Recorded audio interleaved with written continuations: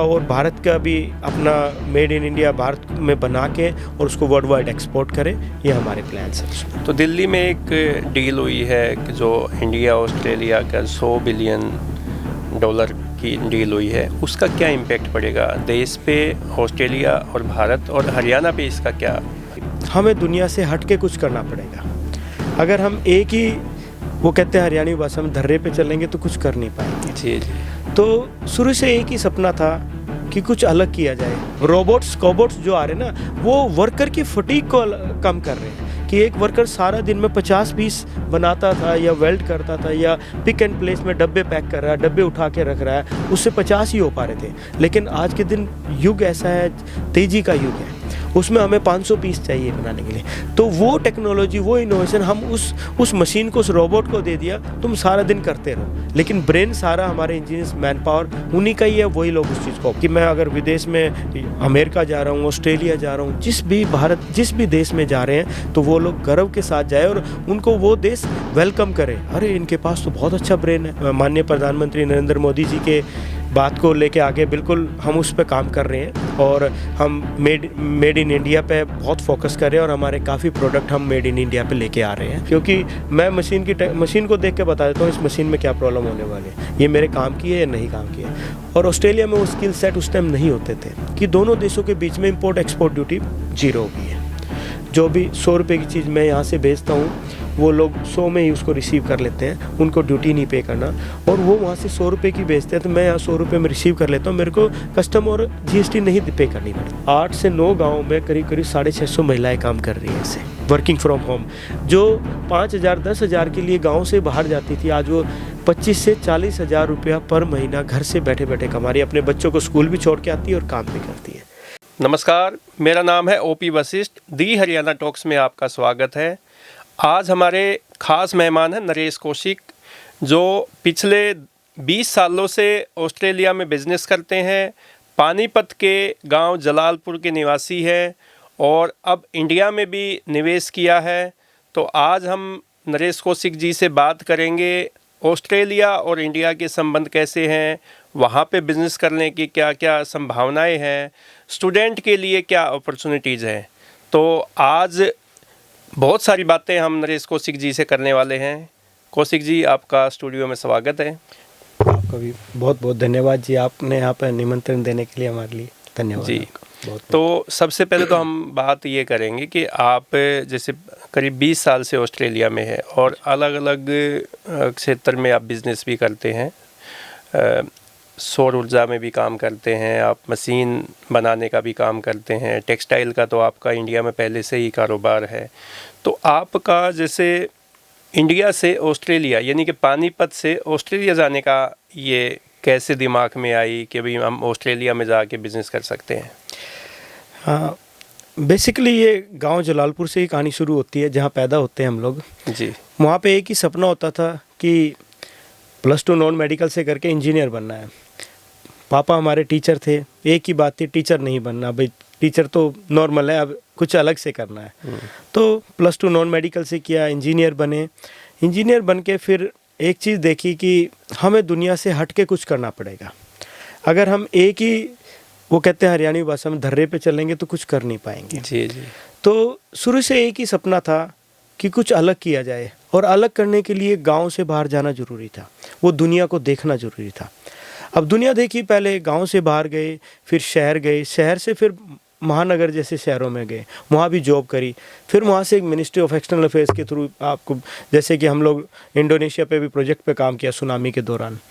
तो तब हमने एक चीज़ रियलाइज़ किया कि जब तक हम इस ग्लोब पे नहीं जाएंगे, कहीं बाहर दुनिया को नहीं देखेंगे, टेक्नोलॉजी को नहीं देखेंगे, वहाँ के व्यवहार को, उस क्रॉस बॉर्डर रिलेशनशिप में वहाँ के संस्कार, हर देश के अपने अपने एक तरीके होते हैं काम करने के, वो नहीं देखेंगे तो हम ग्रो नहीं कर पाएंगे जी। तो ये तो एक था ही मन में। दूसरा, नेचुरली हम लोगों को, सभी को होता है, एक अच्छी कंपनी, एक अच्छे बाहर जाएंगे तो एक धन संपदा, पैसा भी कमाएंगे, तो दोनों साथ में चली है। तो पानीपत में का जो इतिहास है पानीपत का, वो तो लड़ाई मार धाड़ वाला रहा है।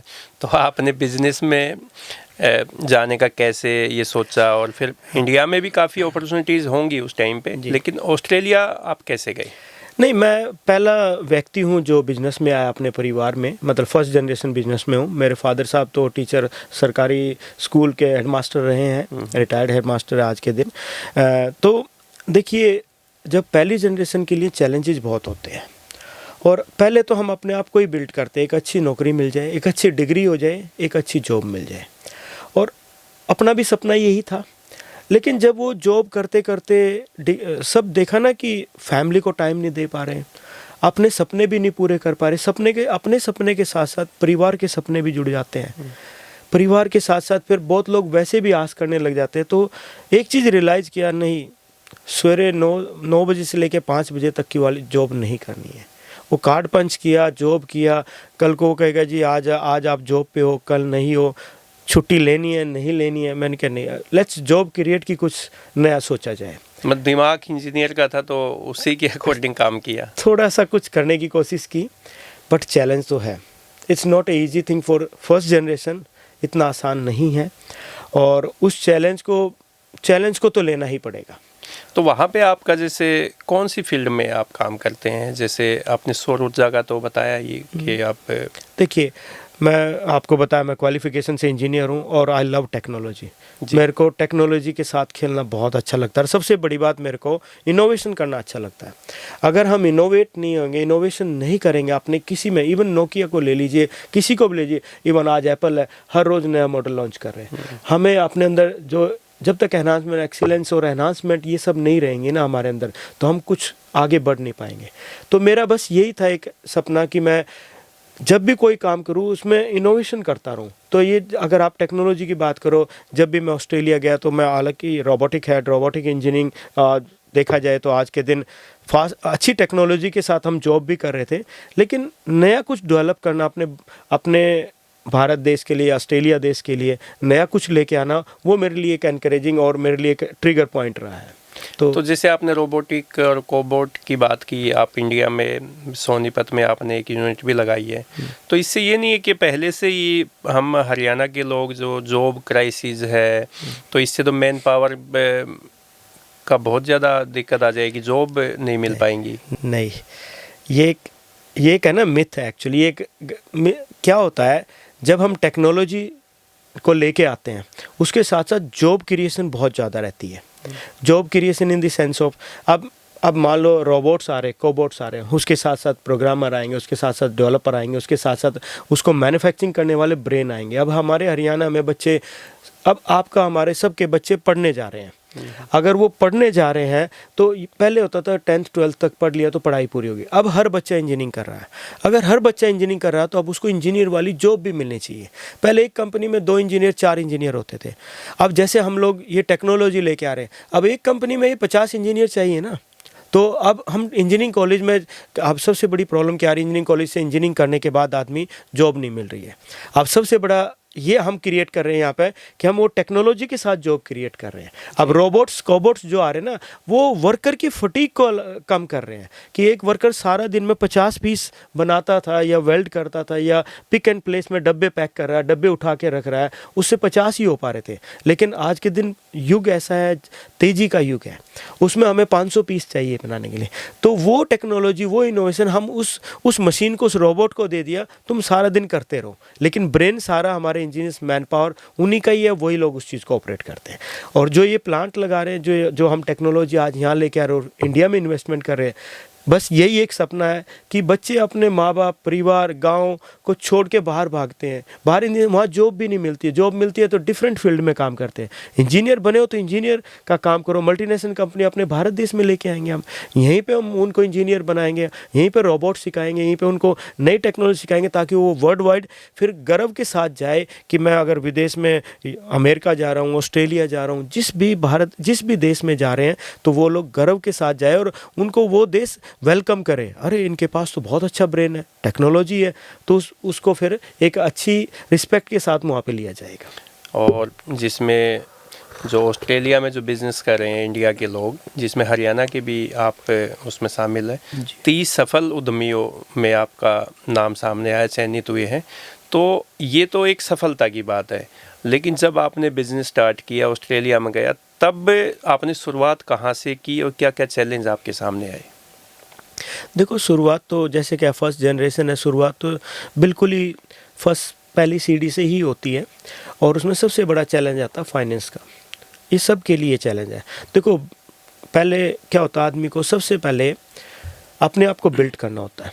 अपने आप को बिल्ड करने के लिए हमें सबसे पहले आपकी हेल्थ बहुत स्ट्रांग होनी चाहिए, अदरवाइज आप चैलेंज नहीं ले पाओगे। बिजनेस में सबसे बड़ी बात है। और उस हेल्थ को मेंटेन करने के लिए आपको वो काम करने पड़ेगा, आपकी फिजिकल एक्सरसाइज हो, आपके कोई भी योगा हो, या आपकी फीड अच्छी होनी चाहिए, आपका भोजन इतना अच्छा होना चाहिए ताकि आप वो चीज़ मेंटेन कर सको। अगर हेल्थ अच्छी होगी तो फिर आपकी वेल्थ, अब उस वेल्थ को बनाने के लिए हमें पैसे की, उस चीज़ की, सबकी ज़रूरत है। और तीसरा होती है हमारी स्पिरिचुअल जर्नी। जब तक आप थोड़ी देर अपने लिए टाइम नहीं निकालोगे, जब तक वो चीज़ जागृत नहीं करोगे तो आपके वो चीज़ बन नहीं पाएगी।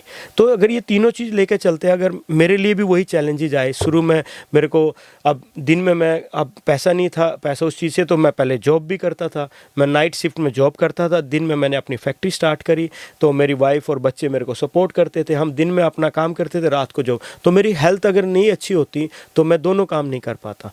तो मैं दिन में भी काम करना, रात को भी करना, तो वो मैनेज करना बहुत ज़रूरी होता है। और ऑस्ट्रेलिया एक ऐसी धरती है, वहाँ पे ईमानदारी बहुत सही है। तो अगर आप अपना काम ईमानदारी से कर रहे हो तो आप तरक्की कर लोगे। और तरक्की इन द सेंस ऑफ, अगर कोई भी चीज़ किराए पे लिया, गवर्नमेंट की पॉलिसीज़ हैं, गवर्नमेंट की जो आपको टैक्स से लेकर बेनिफिट है, वो सारे आपको मिलेंगे। वो डाउन द लाइन अगर ऊपर एक डिसाइड हो गया तो डाउन द लाइन सबके लिए बराबर है। तो उस चीज़ का हम लोगों ने बेनिफिट उठाया। और उस चीज़ को लेकर अगर देखा जाए तो आज भारत देश में भी अब इम्प्लीमेंटेशन शुरू हो चुका है इस चीज़ का। तो वहाँ पे भी सिंगल विंडो सिस्टम है या ऐसे ही फाइल एक टेबल से दूसरी टेबल से तीसरी टेबल पे चलती है? वहाँ फाइल सिस्टम ही नहीं है। वहाँ आप घर से सब कुछ आपको लॉगिन मिल जाता, आप खुद ऑपरेट करिए, आप उस पर अपलोड कीजिए, आपका सिस्टम अपडेटेड है, सब कुछ आपके साथ हाथ में है। वहाँ पे कोई ऐसी चीज़ नहीं है, दे डोंट नो कि कोई अप्रूवल अथॉरिटीज़ ऐसी कुछ होती है। वो सिस्टम के तहत आप आते हो तो वो आपको सारी फैसिलिटी मिलती तो पहली यूनिट कब लगाई और किस चीज़ की लगाई आपने? है। 2010 में पहली फैक्ट्री न्यू साउथ वेल में, वहीं सिडनी में ही है, एक लोकेशन है बैसेम स्ट्रीट पे, किराए पे ली थी। 300 स्क्वायर मीटर की एक जगह थी। पहली अमाडा की एक लेज़र कटिंग मशीन लगाई थी, जबकि मेरे लिए तो वो बहुत छोटा काम था, लेकिन जो आप कह रहे हैं कि मैंने अपने स्किल को एनहांस किया, प्रोग्रामिंग, डीबगिंग, ट्रबल शूटिंग में खुद देखता था। ऑस्ट्रेलिया में इतने हाईली एक्सपीरियंस लोग थे नहीं, तो वहाँ मेरे को ये बेनिफिट हुआ। मैंने अपने नॉलेज को, अपने ज्ञान को वहाँ इम्प्लीमेंट किया, तो वहाँ पे उस चीज़ को पहली मशीन वही लगाई। उसके बाद तो फिर हमने, इवन तो मैं आपको एक स्टोरी और सुनाता हूँ इसमें। उस दौरान क्या होता है कि मैन पावर को लेकर ऑस्ट्रेलिया में 2 बड़ी कंपनी बंद हो जाती है, होल्डन और फोर्ड। बंद नहीं होती, वहाँ पे क्या होता है कि वो सस्टेन नहीं कर पा रहे थे। क्या होता है वहाँ पे, पर्क्स बहुत एक्सपेंसिव है, मैन पावर को लेकर इंश्योरेंस है, मतलब वो थोड़ा है, क्योंकि वहाँ एक आदमी के जानवर की भी कीमत बहुत है, सैलरीज बहुत एक्सपेंसिव है। तो गवर्नमेंट ने बहुत सपोर्ट किया उन कंपनी को, 10 साल तक ऐड देते रहे, लेकिन वो सर्वाइव नहीं कर पाए। तो उन्होंने डिसाइड किया कि ऑस्ट्रेलिया से हम अपने प्लांट उठा के इंडिया में लगाएं, इंडोनेशिया में लगाए, होल्डन टोयोटा, उन्होंने ऐसे प्लान किए, which is good as well, कोई बड़ी बात नहीं है, लगाते हैं वो जहाँ सस्टेन नहीं कर पाते। और जिन कंपनी में मैं तो अब ऑस्ट्रेलिया में ही आपका बिजनेस है और भी किसी कंट्री में करते हैं? नहीं, हमारा ऑस्ट्रेलिया से हमने शुरुआत की। आज हमारे ऑस्ट्रेलिया में मैन्युफैक्चरिंग भी है, मशीनरी के भी हमारा है, वेयर हाउसेस हैं। और ऑस्ट्रेलिया में हम इवन हमारी धर्मपत्नी जी के स्कूल्स के बिजनेस, हमारे काफ़ी स्कूल्स हैं वहाँ पे, जो मेरी वाइफ और मेरी बेटी चलाती है। और इसके अलावा जब हमने देखा कि अब ऑस्ट्रेलिया में हम एक अच्छा सेटल हो गए, तो हमने थोड़ा बाहर निकलना शुरू किया। उस दौरान हमने जापान में एक कोलैबोरेशन किया, वहाँ प्लस के साथ। वहाँ पे हम लोगों ने ऑलमोस्ट आज 14 ईयर्स हो गए उनके साथ काम करते हुए। फिर चाइना एंट्री किया है, चाइना में हमारा कोलैबोरेशन है, वहाँ पे हमारी मैन्युफैक्चरिंग होती है। और अब अपने भारत देश में तो पिछले 4 साल पहले हमने टेक्सटाइल स्टार्ट किया था, 1.5-2 साल पहले अब हमने ये engineering, metal products manufacturing, machine manufacturing, specially robotics and cobots, क्योंकि आपको पता है रोबोट्स, आज के दिन रोबोट्स एंड कोबॉट्स इंडस्ट्रीज़ के अंदर बहुत बड़ा इम्पैक्ट लाने वाले हैं। तो इंडिया में कहाँ पे यूनिट लगाई? ये यूनिट हम लोग, आपको पता, गुड़गांव अब एक पूरा फुल्ली पॉपुलेटेड हो चुका है। इतना अब सोनीपत एरिया, खरखोदा को मारुति ने टोटली चेंज कर दिया। एक बहुत बड़ा इंडस्ट्रियल टाउन आ गया सोनीपत। तो हम लोगों ने भी उसी टाउन में एक प्लांट लगाया है। वहीं पे हमारी असेंबली यूनिट रहेगी, वहीं पे हमारी मैन्युफैक्चरिंग रहेगी और वहीं पे हमारे रोबोट्स कोबोट्स के शोरूम है। हमारे वहाँ के एक सीईओ साहब है रंजन गुप्ता जी, वो उसको ऑपरेट करते हैं। वो उनके अंडर में वो सारा डिवीज़न रहेगा। तो ये क्या जो हमारे प्रधानमंत्री हैं नरेंद्र मोदी जी, तो इंडिया में कहाँ पे यूनिट लगाई आपने? ये यूनिट हम लोग आपको पता गुड़गांव अब एक पूरा फुल्ली पॉपुलेटेड हो चुका है। इतना अब सोनीपत एरिया खरखोदा को मारुति ने टोटली चेंज कर दिया। एक बहुत बड़ा इंडस्ट्रियल टाउन आ गया सोनीपत। तो हम लोगों ने भी उसी टाउन में एक प्लांट लगाया है। वहीं पे हमारी असेंबली यूनिट रहेगी, वहीं पे हमारी मैन्युफैक्चरिंग रहेगी और वहीं पे हमारे रोबोट्स कोबोट्स के शोरूम है। हमारे वहाँ के एक सीईओ साहब है रंजन गुप्ता जी, वो उसको ऑपरेट करते हैं। वो उनके अंडर में वो सारा डिवीज़न रहेगा। तो ये क्या जो हमारे प्रधानमंत्री हैं नरेंद्र मोदी जी, उनकी जो मेक इन इंडिया जो अभियान उनका एक सपना है, क्या उससे प्रेरणा मिली? जी, उसका तो ज़रूर डेफिनेटली हमारे पास ऑस्ट्रेलियन ओन्ड भी सेम वही है और वही हम माननीय प्रधानमंत्री नरेंद्र मोदी जी के बात को लेके आगे बिल्कुल हम उस पे काम कर रहे हैं और हम मेड इन इंडिया पे बहुत फोकस कर रहे हैं और हमारे काफ़ी प्रोडक्ट हम मेड इन इंडिया पे लेके आ रहे हैं, ताकि हम भारत देश से जो ऑस्ट्रेलिया वाला डिज़ाइन दिमाग लगा के भारत में हम उसको थोड़ा और भारत का भी अपना मेड इन इंडिया भारत में बना के और उसको वर्ल्ड वाइड एक्सपोर्ट करें, ये हमारे प्लान्स हैं उसमें। तो दिल्ली में एक डील हुई है कि जो इंडिया ऑस्ट्रेलिया का $100 बिलियन की डील हुई है, उसका क्या इम्पैक्ट पड़ेगा देश पे, ऑस्ट्रेलिया और भारत और हरियाणा पे इसका क्या प्रभाव आएगा? हाँ देखो, ये एक क्रॉस बॉर्डर रिलेशनशिप है। इसको हम कैसे देखते हैं, इसमें हमारा सबसे बड़ी बात होती है दो देशों के प्रति हमारे संबंध कैसे हैं। भारत और ऑस्ट्रेलिया के बहुत अच्छे संबंध हैं जी। और उस संबंध को देखते हुए प्रधानमंत्री जी ने जो ये एक बहुत बढ़िया इनिशिएटिव लिया है और उसका क्या फ़ायदा हुआ है कि दोनों देशों के बीच में इम्पोर्ट एक्सपोर्ट ड्यूटी 0 हो गई है। जो भी 100 रुपये की चीज़ मैं यहाँ से भेजता हूँ, वो लोग 100 में ही उसको रिसीव कर लेते हैं, उनको ड्यूटी नहीं पे करना। और वो वहाँ से 100 रुपये की भेजते हैं तो मैं यहाँ 100 रुपये में रिसीव कर लेता हूँ, मेरे को कस्टम और जीएसटी नहीं पे करनी पड़ती है। तो एक बहुत बड़ा इम्पैक्ट है। जो हमारी 100 रुपये की चीज़ 150 में हो रही थी, आज वो 100, उसका इम्पैक्ट ऑब्वियसली वो सेलिंग प्राइस सस्ती हो जाती है उसका, और उससे बेनिफिट कंज्यूमर को तो होगा, एंड कस्टमर को तो हो ही रहा, साथ में हम जैसे जो मैन्युफैक्चरर है या हम जैसे इंपोर्टर और एक्सपोर्टर है, हमें भी उस चीज़ का बेनिफिट होता है और हम लोग सेफली उस चीज़ का रिस्क ले सकते हैं।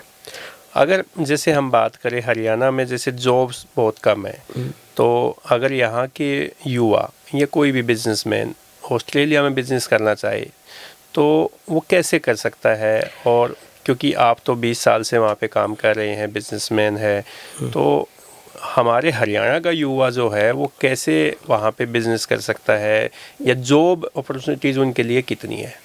देखो, ऑस्ट्रेलिया में बिजनेस करने के लिए सबसे बड़ी चीज़ है, अगर हमने ऑस्ट्रेलिया का कुछ भी एक्सपोर्ट करना है या कुछ वहाँ से कुछ भी प्लांट भी लगाना है, कुछ भी करना वहाँ पे, सबसे पहले हमें ऑस्ट्रेलिया के स्टैंडर्ड को समझना पड़ेगा, ऑस्ट्रेलिया की पॉलिसी को समझना पड़ेगा। और ऑस्ट्रेलिया के स्टैंडर्ड क्या कहते हैं कि मेरा कोई भी प्रोडक्ट अगर मैं यहाँ ला रहा हूँ, यहाँ बना रहा हूँ, वो मेरी पब्लिक के लिए, वो मेरी धरती के लिए, मेरी इस मिट्टी के लिए सेफ़ है कि नहीं, उसके अपने एक स्टैंडर्ड्स हैं। उसको AS ऑस्ट्रेलियन स्टैंडर्ड बोलते हैं।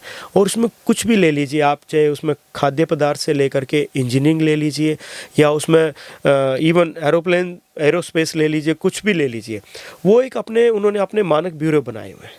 तो अगर मेरे को कोई भी प्रोडक्ट वहाँ बेचना, सबसे पहले उस चीज़ को समझना बहुत ज़रूरी है कि अगर वो सेफ्टी स्टैंडर्ड को या उस स्टैंडर्ड को पूरा नहीं कर रहा है तो वो वहाँ फेल है, और उसके लिए हम वो जेल भी जाने के लिए भी आपको पुश ले सकते हैं, उस चीज़ पर खींच सकते हैं। वो कहने का मतलब ये है मेरा, तो उसको फॉलो करना ज़रूरी है। वो एक ऐसा देश है कि आप मिनिस्टर, प्रधानमंत्री किसको भी क्वेश्चन कर सकते हो, आप पुलिस को भी क्वेश्चन कर सकते हो, आप अपना काम नहीं कर रहे हो, आपको फुल अथॉरिटी है। हमें अगर अपने रूल फॉलो करने आगे, उसके स्टैंडर्ड्स को, वहाँ के रेगुलेशंस को फॉलो करना है, तो उस कंट्री में फिर तो आप तरक्की के लिए बहुत बहुत अच्छी जगह है वो। तो जैसे हमारे जो यहाँ के हरियाणा के बच्चे हैं बाहर पढ़ना चाहते हैं, लेकिन जैसे UK की बात करें, वीज़ा नहीं मिल पाता बहुत जल्दी। US के तो और भी ज़्यादा हालात ख़राब है। अभी देख रहे हैं जो डंकी रोड से गए थे उन युवाओं को वापस डिपोर्ट भी किया जा रहा है। कनाडा में हमारे जो रिलेशन अच्छे नहीं है, वहाँ पे भी काफ़ी हरियाणा के लोगों को प्रॉब्लम फेस करनी पड़ती है। तो ऑस्ट्रेलिया में अगर पढ़ने के लिए कोई बच्चा चाहे तो कौन कौन सी फील्ड में वो पढ़ाई कर सकते हैं और उनके लिए क्या करना चाहिए? देखो, ऑस्ट्रेलिया में पढ़ने के लिए एक उसको हम कहते हैं एजुकेशन इंडस्ट्री, वो बहुत स्ट्रॉन्ग इंडस्ट्री है, बहुत अच्छी इंडस्ट्री है। और वहाँ का पढ़ाई का जो एक माध्यम कह लीजिए, एक तरीका कह लीजिए, वो बड़ा अच्छा है। वो लोग वो जो बुक रीडिंग टाइप वो नहीं है। उनका सिस्टम है कि आप अगर कोई असाइनमेंट बनाते हो तो आपको वो पढ़नी ही पड़ेगी, चाहे आप कॉपी कर लीजिए, समझ लीजिए, फिर अपनी लैंग्वेज में आपको लिखना पड़ेगा। वो जब आदमी किसी को कॉपी करेगा तो उसको अपनी लैंग्वेज में लिखना ही पड़ेगा। अगर आप 3 वर्ड 4 वर्ड भी मिल गए तो आपके उसमें प्लेगरिज्म में आ जाएगा। तो इसका मतलब वहाँ पढ़ाई करनी ही पड़ेगी।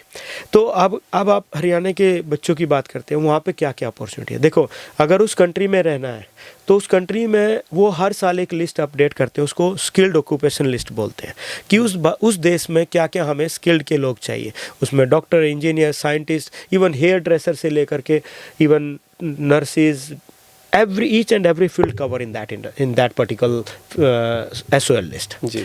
हमें एक तो उस लिस्ट पे नज़र रखनी है, उसी लिस्ट को देखते हुए अपने स्किल को देखना। अब मेरे को सवेरे उठ कर ना, मेरा मन है कि मैं तो अब जैसे मेरे को टेक्नोलॉजी के साथ अच्छा लगता है, और मेरे कोई कह दे कि आप मेडिसिन पढ़िए, मेरे माँ बाप कहते हैं आप डॉक्टर बनिए, डॉक्टर मैं नहीं कर पाता।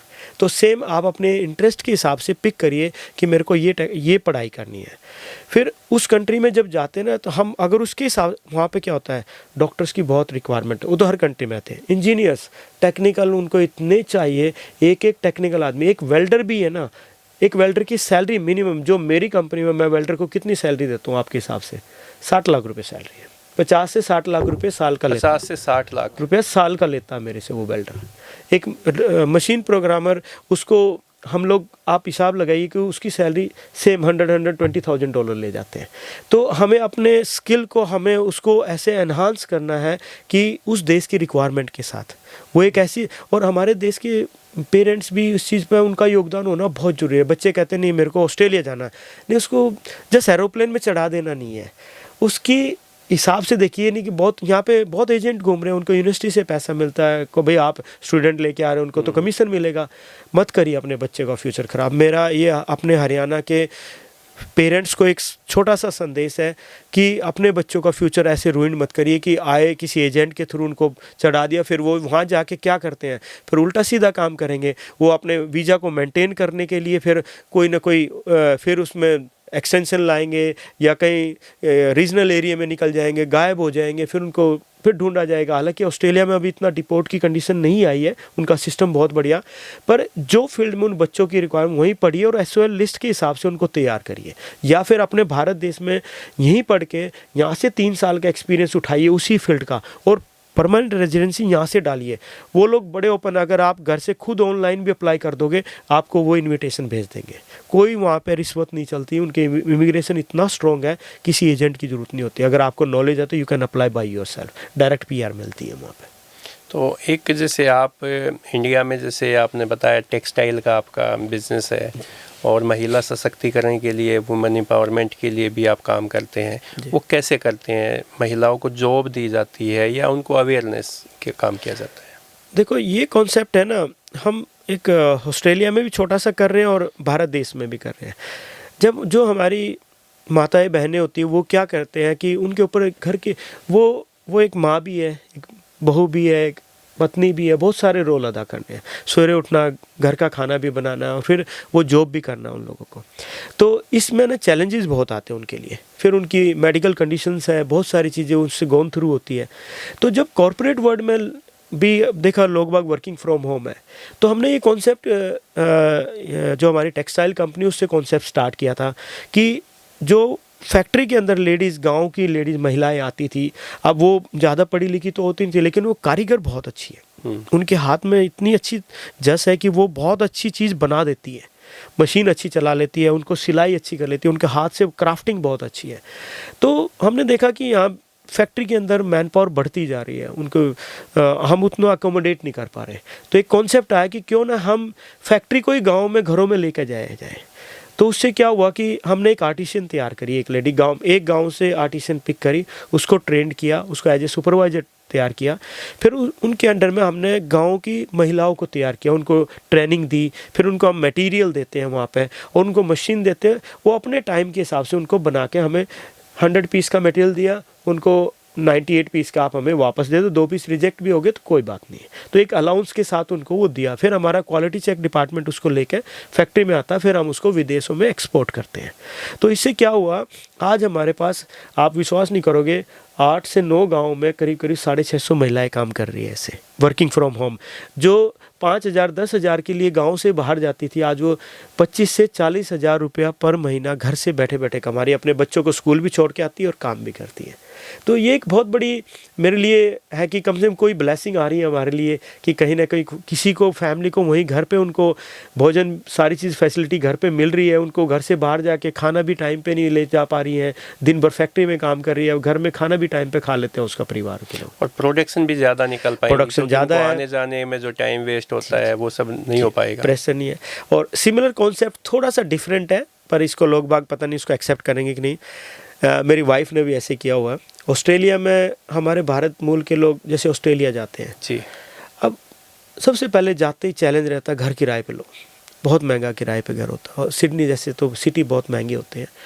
अब उसमें क्या चैलेंजेस आते हैं, आदमी सबसे पहले सोचता है यार मैं किराए की वजह इतना घर किराए पे देता हूँ, 35-40 हज़ार रुपये, 50 हज़ार रुपये पर वीक किराया है, 50,000 रुपये एक सप्ताह का, एक हफ्ता का किराया आ जाता है अगर एक अच्छा 3 बेडरूम 4 बेडरूम का घर लेते हैं। हाँ, अब उसमें क्या होता है, हम एज ए इंडियन हम सोचते हैं भाई यार अपना ही खरीद ले, कम से कम 10 साल बाद 20 साल बाद किचन तो अपनी हो जाएगी भाई, मॉर्टगेज भरते भरते इतना सोचेंगे 30 साल का भी लोन लिया तो अपना तो हो जाएगा।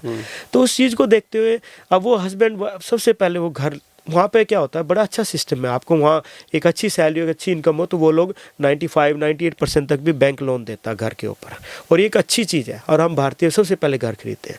अब जैसे ही घर लिया, अब दोनों हस्बैंड वाइफ को उसका मॉर्टगेज पे करने के लिए दोनों को भागना पड़ेगा, और वहाँ पेरेंट्स कोई सपोर्ट के लिए है नहीं, और जो हमारा अगला फ्यूचर, वो जो 2 बच्चे हैं हमारे साथ, हम उनको रूइंड कर देते हैं, उनका जीवन खराब कर देते हैं, और कायदे से हमारा वो भविष्य है। अब सवेरे उनको उठाया, चाइल्ड केयर में डाला और खुद दोनों काम पे निकल गए। रात को जब आते तो बच्चे चाइल्ड केयर में सोए साए, मतलब आध सोए से ही आते हैं। फिर उनको घर में सुलाया, नहलाया, ना नहलाया, सुलाया, फिर सवेरे काम पे निकल गए, और हस्बैंड वाइफ फ्रस्ट्रेट हो जाते हैं। और ये सच्चाई भी है, और क्योंकि दिमाग पे प्रेशर है कि मॉर्टगेज देना, घर का बिजली का बिल है, ये सब आती है चैलेंजेस। अब उसको लेकर ना क्या होता है कि क्यों ना एक गवर्नमेंट की स्कीम है वहाँ पे, पहले काउंसिल गवर्नमेंट अप्रूव करती थी कि आप घर को एक छोटा मिनी चाइल्ड केयर बना दो, उसका एक रूम, उसका एक ड्राइंग, पूरा सिस्टम सेफ्टी स्टैंडर्ड से। जो बड़े स्कूल्स होते थे 40-50 या 100 बच्चों वाले, वहाँ पे ऐसे बड़े स्कूल होते थे, उसके हिसाब से गवर्नमेंट ने कहा कि हम वुमेन को घर में तैयार करते हैं, और उनको वो एजुकेशन, उसमें क्या होता है पहले वो डिप्लोमा डिग्री करनी पड़ती है, फिर वो सेफ्टी स्टैंडर्ड्स उसको समझाए जाते हैं, वो फॉलो करने पड़ते हैं। तो वो जो था वो अप्रूवल अथॉरिटी आज मेरी वाइफ ने हमारे पास है वो चीज़। स्कूल्स के साथ वो हमारा एक कोऑर्डिनेशन यूनिट का भी बिजनेस है आज, उसके तहत हमारे करीब 40 ऐसे छोटे स्कूल और चल रहे हैं। तो जो बच्चे वहाँ पे ऑस्ट्रेलिया में पैदा हुए, हरियाणा के जो लोग गए हुए हैं हमारे, क्या वो हरियाणवी जानते हैं या फिर रीति रिवाजों को समझते हैं? मैं इस स्कूल को एक बार फिनिश कर दूं, फिर इसी पॉइंट पे आता हूँ वो क्यों ये हम इस पे गए हैं। तो वो स्कूल में क्या हो, हाँ, तो अब जो अपनी भारतीय महिलाएं थी, अब उनको इंग्लिश कम्युनिकेशन इतनी स्ट्रॉन्ग नहीं होती थी, तो उनको हम लोगों ने पहले पढ़ाया, डिप्लोमा कराते थे हम, डिप्लोमा करा के उनको जो पॉलिसी प्रोसीजर सिखाए गवर्नमेंट के, फिर उनको अप्रूव्ड किया एज एजुकेटर अपनी अम्ब्रेला के नीचे। रिस्पॉन्सिबिलिटी सारी हमारी है, हमारे डिपार्टमेंट, हमारे एम्प्लॉय तैयार करते हैं उनको, उनके घर को एक छोटा मिनी चाइल्ड केयर बनाते हैं, और वो घर से और परिवार के 7 बच्चे अपने घर रख सकती है। आप विश्वास नहीं करोगे, एक लेडी 2.25 लाख रुपया हर फोर्टनाइट कमा रही है, 1.5 से 2.25 लाख रुपया, 1.5 से 2.25 लाख रुपया 15 दिन में, 14 दिन में, 2 हफ्ते में।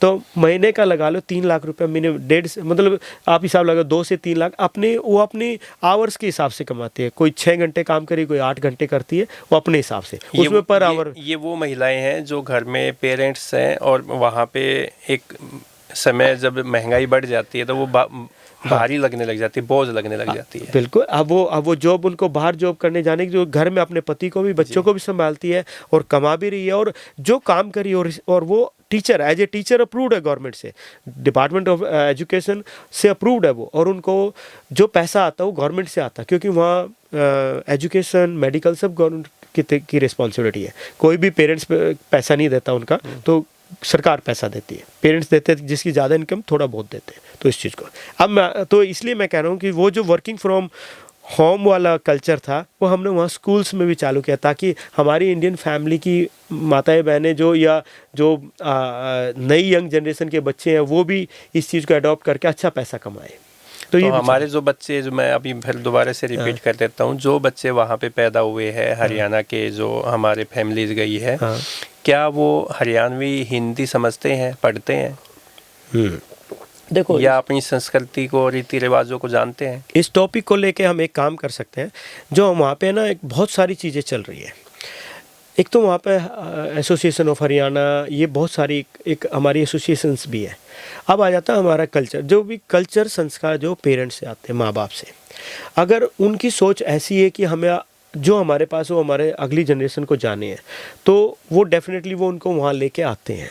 वहाँ पे क्या होता है, हमारे तीज त्यौहार मनाए जाते हैं, तीज है, होली है, दिवाली है। वहाँ हमारा जो बोलने का लहजा है वो हमारी हरियाणवी डायलॉक्ट है। और इवन हमारे जो पाठ्यक्रम, जो गवर्नमेंट की जो जितने भी 10th और 12th तक की एजुकेशन है, उसमें एक सब्जेक्ट हमारा हिंदी ऑलरेडी इंट्रोड्यूस हो चुका है जी। तो हाँ, हिंदी वहाँ का एक सब्जेक्ट है। इवन अगर आप हिंदी लेते हो तो आपकी एक एक्स्ट्रा सब्जेक्ट ले लेते हो, तो आपकी पीआर में भी बेनिफिट है स्टूडेंट्स के लिए, वो एक अलग कर लेते हो। और इवन 10th तक भी अगर लेते हो तो उसको आपके एक्स्ट्रा मार्क्स मिलते हैं एक्स्ट्रा सब्जेक्ट करने से। इसको गवर्नमेंट ने वहाँ पे इम्प्लीमेंट किया हुआ है। तो क्या ऑस्ट्रेलिया के जो नागरिक है वो भी हिंदी पढ़ते हैं? वो देखो, कुछ कल्चर कुछ लेते हैं। जैसे वहाँ पे क्या हो, बहुत सारी एक्टिविटीज़ चल रही है हमारे संस्कारों को लेकर। इवन बहुत सारी आप देखा जाए तो अलग अलग गुरुज, विश्व गुरु आज वो प्लेटफॉर्म बनाए हुए हैं। उनको पता हमारे योग टेक्निक क्या है, हमारा उनसे क्या बेनिफिट है, उस रीजन से वो हिंदी पढ़ते हैं। पिछले दिनों एक बार वो गीता महोत्सव भी वहाँ पे मनाया गया था ऑस्ट्रेलिया में, तो क्यों ये जो एसोसिएशन है अपनी हरियाणवी एसोसिएशन, उनकी तरफ से किया गया था? हाँ जी, उसके जो प्रमुख है वो सेवा सिंह जी है। सेवा बाई जी का जो है ना, उनका ना वो टोटली समर्पित है अपने इस हरियाणवी कल्चर को ले। हरियाणवी को तो चलो शुरुआत वहाँ से की थी, वो समर्पित ही बेसिकली समाज कल्याण के लिए। उन्होंने इतनी एक्टिविटी चलाई हुई है। ये हरियाणा का कल्चर तो एक अलग उनका तो बेस है ही है। ब्लड डोनेशन से लेकर कोई हरियाणा का या अपना इंडिया का कोई भी एक्सपायर कर जाए, उसकी फैमिली को सपोर्ट करना, उसकी डेड बॉडी को इंडिया लेके आना, सपोर्ट करना। इवन कोई भी मिस हैपनिंग हो जाए, यहाँ से कोई फैमिली फ़ोन कर देती है अपनी हरियाणा की, सेवा बाई को फ़ोन आ जाए रात के 2 बजे, वो बिस्तर उसी टाइम छोड़ के वहाँ पहुँच जाते हैं, टीम को लेके पहुँच जाते हैं कि कहाँ हमने बेनिफिट, कहाँ हम उसको सपोर्ट कर सके। और उसमें एक ही 2 एक्टिविटी नहीं है, उसमें जॉब लगाने से लेके, हमारे हरियाणा के बच्चे हैं, कोई यंग बच्चे हैं यहाँ से गए हैं, उनको जॉब चाहिए, साथ में पढ़ाई के साथ साथ जॉब है, तो एक दूसरे को रेफरेंस देकर जॉब लगवाते हैं। तो उनका इस मामले में बहुत अच्छा योगदान है। ऐसी संस्थाएँ बहुत अच्छा काम करी। और आपका आंसर दे तो गीता महोत्सव को लेकर, ये तो उन्होंने बहुत बड़े स्केल पे किया। वहाँ गंगा आरती कराई उन्होंने। पैरामीटर रिवर एक ऐसी बड़ी सुंदर रिवर है, heart of New South Wales वहाँ पे सिडनी के अंदर, उसके ऊपर 10,000 लोगों को, और वो भी वहाँ उसमें काफ़ी वाइट पीपल, गोरे लोग भी थे। इवन गोरों को सारे एक इतनी सिक्योरिटी के साथ साथ उन्होंने वहाँ सेफ्टी के साथ, और गंगा आरती वहाँ आरती वो जो 1 घंटा था, पूरा शहर हिल गया था उस आरती से। उन्होंने इतना बड़ा आरती का महोत्सव कराया। फिर उन्होंने एक जितने भी अच्छे सक्सेसफुल लोग हैं सिडनी के, उनको एक प्लेटफॉर्म पर लाके, गीता महोत्सव के उस प्लेटफॉर्म पर लाके, ज्ञानंद जी महाराज जी जो उनके थे, उनको वहाँ पे प्लेटफॉर्म पे लाके उनसे एक टॉक कराई, कैसे सक्सेसफुल लोगों को वहाँ पे वो सक्सेस हुए हैं, वो सारी स्टोरी वहाँ पर रही है। तो आखिरी सवाल आपसे कि ये जो तानसू ग्रुप है, आप उसके एमडी है, और ये तानसू नाम कैसे रखा, और इसकी जर्नी हम जानना चाहेंगे थोड़े शब्दों में। तानसू बेसिकली वैसे तो एक संस्कृत का वर्ड है, ये क्वाइट नेचर। मेरी बेटी बड़ी शांत स्वभाव की है। मेरा बड़ा मन था, देखो हमारे घर की लक्ष्मी जो है ना, पहले मेरी माँ है, मेरी बहनें हैं, मेरी धर्मपत्नी है, मेरी बेटी है, हमारी बहू भी है। ये लक्ष्मी आज हमें धन संपदा इन्हीं की वजह से आती है। और तो मेरा मन था कि मैं कुछ नाम ऐसे ढूंढूं कि माँ बहन सब आ जाए, तो कॉम्बिनेशन सा है थोड़ा, मेरी वाइफ का तनु, शुभम शिव का, और मेरे तो सबको मिला के एक ऐसा एक वर्ड तोड़ फोड़ के एक जापानीज़ टाइप का बना था, पर वो बहुत अच्छा बन गया और फिर वो संस्कृत से मैच कर गया। तो और एक यूनिक सा वर्ड था। फिर हमने उस नाम को, मेरा सपना था कि मैं बिजनेस ग्लोब पे करूँ, तो मैंने उसको ग्लोब पे चिपका दिया, चलिए ग्लोब पे। फिर ये एक छोटी सी कंपनी स्टार्ट हुई, कंपनी से आज ग्रुप ऑफ कंपनीज़ में हो गई है। तो बाकी टेक्निकल तो आप जानते हो, मेरे को बस यही कि टेक्नोलॉजी, इवन आप कहने को ये बात यहाँ इस पर नहीं बोलनी चाहिए, मेरे को टेक्नोलॉजी का मतलब मेरे को आप कोई भी मशीन दे दीजिए। Even I love flying planes, मेरे को प्लेन उड़ाना अच्छा लगता है। और वो टेक्नोलॉजी एक ऐसी, वो मेरा सपना है कि मैं एक से एक हाईटेक ऐसा कोई प्लेन उड़ा के देखूं कि जो बिल्कुल ही आर्टिफिशियल इंटेलिजेंस को भी जैसे आ रहे नए नए, मेरा वो मन है। अभी तो खैर उस लेवल पे नहीं है, तो मैं अपने ब्रेन को बुढ़ापे तक भी शार्पन रखना चाहता हूँ। यही रीज़न है कि मैं अपनी फिजिकल फिटनेस को भी मेंटेन रखे हूँ, स्पोर्ट्स खेल लेता हूँ और इस ब्रेन को भी। तो तेंसु का पर्पज़ यही है कि इसमें टेक्नोलॉजी रहे, कुछ ना कुछ नया इनोवेट करते रहे। यही रीज़न है हम लोग आज कोबोट्स रोबोट्स लेके आ रहे हैं या और कुछ मशीनरी बना रहे हैं इस देश। तो आप पानीपत से हैं और हमारे प्रधानमंत्री नरेंद्र मोदी ने 2015 में बेटी बचाओ बेटी पढ़ाओ जो कैंपेन है उसकी शुरुआत पानीपत से की थी। तो आपने तानसू से ही आपने बेटी बचाओ बेटी पढ़ाओ का भी संदेश दिया ना, ये काफ़ी अच्छी बात लगी कि भाई आप बेटियों को आगे लेके जाते हैं हर चीज़ में। तो दोस्तों, ये थे हमारे नरेश कौशिक जी, जो कि पानीपत से निकले, ऑस्ट्रेलिया में 20 साल से बिज़नेस किया और अब अपने हरियाणा के लिए देश के बारे में सोचते हैं और बेटी बचाओ बेटी पढ़ाओ का भी संदेश ये दे रहे हैं। महिला सशक्तिकरण के लिए भी काम कर रहे हैं, हरियाणा के युवाओं के लिए रोज़गार भी ये उपलब्ध करा रहे हैं। और वही जो आदमी हरियाणा का ऑस्ट्रेलिया में बिज़नेस करना चाहता है उनके लिए ये परामर्श भी देंगे और गाइड भी करेंगे। तो नरेश जी, आपने हमें समय दिया, आपका बहुत बहुत धन्यवाद। आपका भी बहुत बहुत धन्यवाद जी, जो आपने मेरे को ऐसे प्लेटफॉर्म पे बुलाया। और मैं तो एक बात कहूँगा कि द हरियाणा टॉक ये एक हरियाणा टॉक नहीं है, ये एक ऐसा प्लेटफॉर्म है जो समाज के कार्य के लिए ऐसे निकला हुआ है कि इसमें ऐसी ऐसी चीज़ें निकल के आ रही है कि हम समाज से, ये आपने कितना अच्छा टॉपिक उठाया। मैं एक सेकंड कह सकता हूँ इस बात को लेकर जी कि आप देखो कहाँ तक सोच रहे हो कि हमारे हरियाणा के बच्चे ऑस्ट्रेलिया जाके क्या कर लें, आप उनके बारे में सोच रहे हो। आप इस प्लेटफॉर्म के माध्यम से आप बहुत लोगों को आगे लेके जा रहे हो, महिला सशक्तिकरण को लेके जा रहे हो। तीसरा, आप इसको एक बिजनेस के जितने भी इंडस्ट्रीज़ है, बिजनेस के जो बड़े बड़े लीडर्स हैं, आप उनको कनेक्ट करा रहे हो, जिससे इसी जन्मभूमि पे यहीं पे जॉब क्रिएट हो, वर्ड की अच्छी अच्छी जॉब यहाँ पे क्रिएट हो।